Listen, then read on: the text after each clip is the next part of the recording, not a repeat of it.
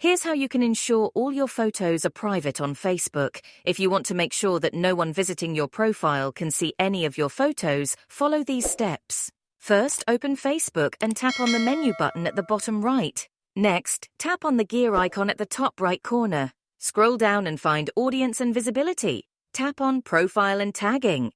Now the key is to set everything to Only Me. Let's go through the settings.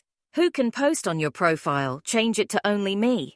Who can see what others post on your profile? Click See All and choose Only Me. Under Tagging Settings, change Who can see posts that you're tagged in to Only Me.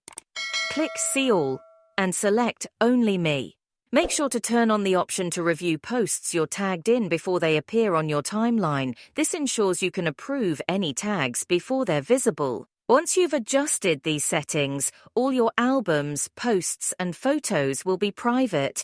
To verify, go back to your profile, tap on the 3 dots at the top right, and select View As.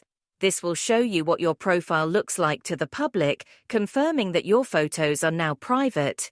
That's it. Now your profile is secure and only you can see your photos. If you have any questions, feel free to leave them in the comments below.